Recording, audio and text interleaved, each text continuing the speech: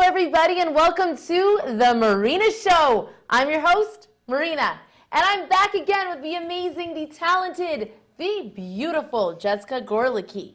Last time we talked about how she got into painting, her live paintings, and here we are live before one of her sets where she's going to talk about one of her paintings. And if you stay tuned to The Marina Show, she's going to paint one of these beautiful things right in front of our eyes. So Jessica, tell me what's going on over here.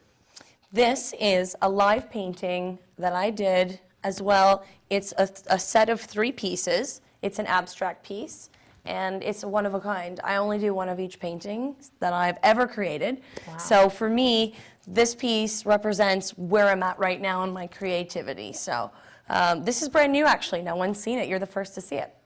You've seen it first, folks, on The Marina Show.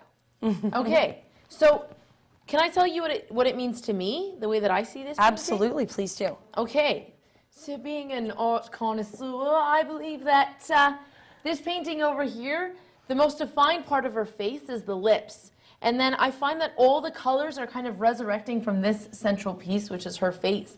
So to me, it's this spirit, it's this voice, it's this power that you get from speaking, and it's the power and vibrancy of your entire world when you speak, and the organisms that you bring to life just by conversation. Absolutely. Kind of like the conversation we're having right now. Absolutely. Well, that's what every painting is. It's a moment in time. It's a portion of my creativity and my experience and what I've been exposed to. Mm-hmm. And that's something that I've shown here through being inspired by photography, being out there in the world in all the colors and all of its essence. And in an abstract world in which we live in the way that I guess I see things, this is a representation of that to me. So I was saying before even that I don't always tell my viewers or my audience, you know, what it's actually called or what to see in it, and I give them an opportunity, just like you did, Marina, to sort of check out what exactly you feel is going on in this and get your own interpretation or inspiration from it. Mm-hmm. So yeah, so when I look at this, like, to me it's like when you let something outside of you, it forever belongs to the world. Absolutely. So your words have so much power to just paint so much about who you are. Like, to me, this is her, and behind it is her personality. That's a great But I way know to when say I was it. talking to you, you kind of almost saw it as like a screen. Yeah. And something about Fashion Week. Where did you paint this? So I painted this during Fashion Week. That's just happened.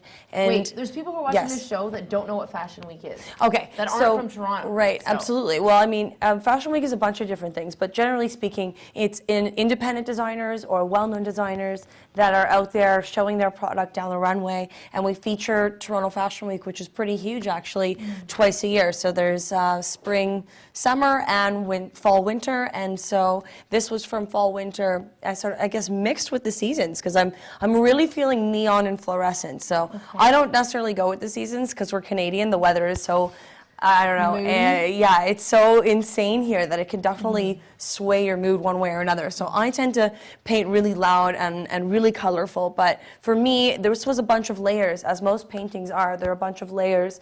And I had taken a woman sort of in all of her light, in all of her glory in the moment when, you know, she got to show who she was, wearing whatever inspired her, or during a photo opportunity for Fashion Week. I had sort of taken that, and then I had dumped all this paint on top, because there's always a screen when you're in front of a camera almost. Yeah. There's maybe someone else you're going to be, so it's kind of blurred, you know? Like that. So I see a screen there, so you can't really see exactly who she is, but you know that she's beautiful, and you know that she's there, and she has a presence. That's amazing.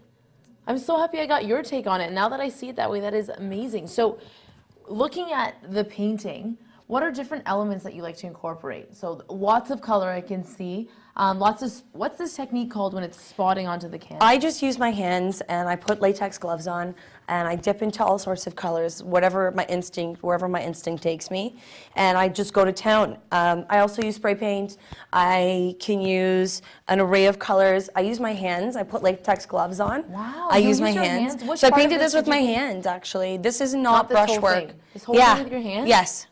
You This painted is the all- lips and everything Yeah, with your I hands? absolutely painted all of it with And my what hands. music did you paint to? Oh man, it was blasting. It was great. Have you heard of Franz Ferdinand? Yes, yes. So I was doing my whole, like rocking out to it, blasting it in my studio. You have to come by my studio. It's a fabulous space. Wow, it sounds rocks. awesome. And you just listen to this music, you put your hands into this Music is paint? essential, absolutely. Music is so important, and I put my latex gloves on. I have like 100 stashed in different sizes depending on, sometimes I just layer on 5 or 6 gloves, and I'll dip into a color and take that layer off, and then I already have another layer on, so like I can go into another color. And so that's how this happened here. And if you play with paint ever and you try and dip your hands into something, it's an amazing texture, but obviously it's not healthy and there's chemicals and it could really get into your pores. So I would recommend, if you do try this at home, put latex gloves on and then, try this at home, but just put on some gloves, or if you don't really, I don't know, if you don't really care. Honey, my try hands the are manicured. texture. I'll definitely be wearing gloves. Yeah, get into some, creative action. I mean, it's a lot of fun. You never know what can happen, so. Jessica, this painting is absolutely beautiful. I'm And it glad. means a lot to me personally. And I glad. want to check out one of your other paintings, so we'll be right back after this short break.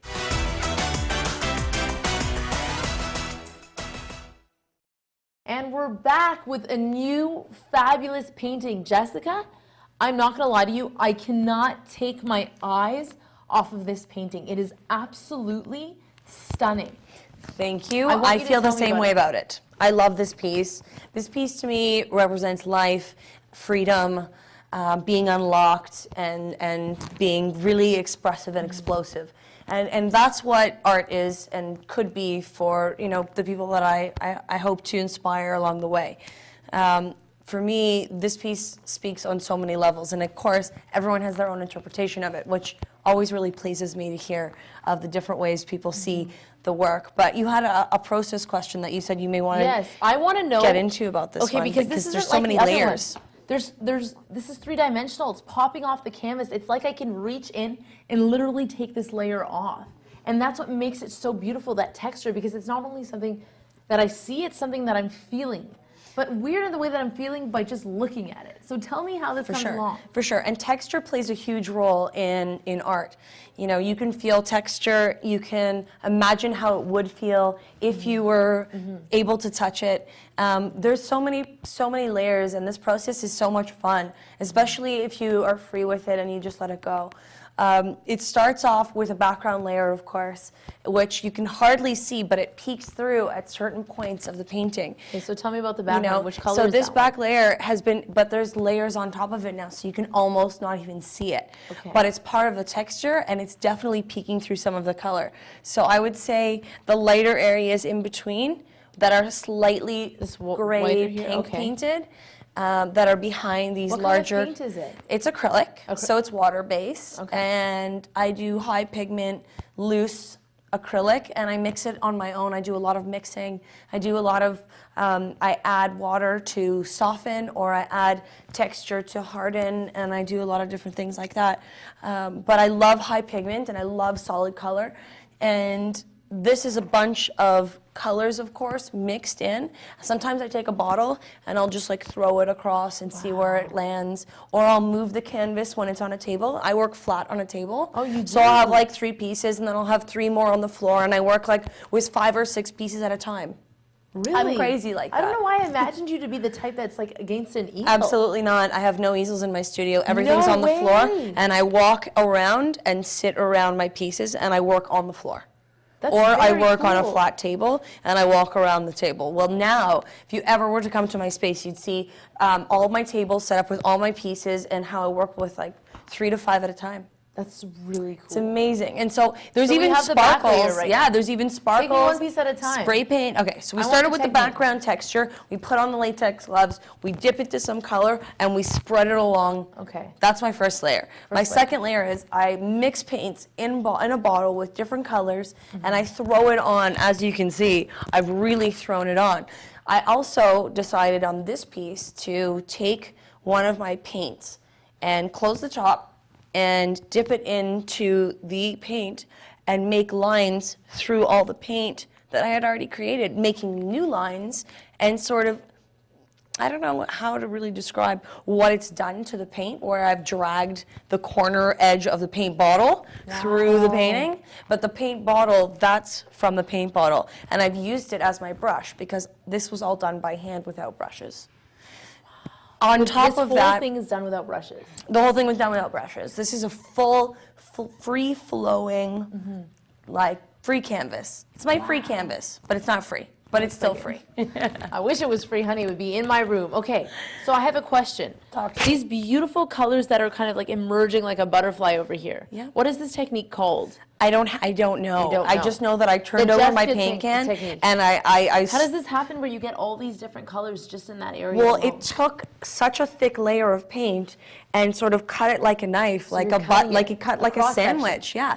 And it allowed all these other colors to sort of spawn outwards. It was a fun experiment, and that's what I really highly recommend if you are out there and you're painting and you want to be able to, you know, experiment with paints ever. You should just try something that you think is completely ridiculous, because that's what a few people have done that I guess it's really worked, like Jackson Pollock or.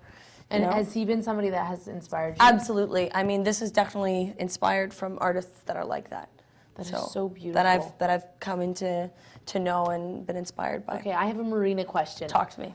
The Marina question is, how do you get these amazing sparkly colors that are just, and how do you see that they would just fit so perfectly in these areas? Because I know you've been, like, you're generous with other colors, but there's just, you know, pigments of a sparkle. And how did you do that? Was that a final finishing piece? Yeah, I did it intentionally, and I wanted it to be just even brighter and feel more texture coming from this. So I really just wanted to accentuate certain areas with certain color, and that was just an extra accessory.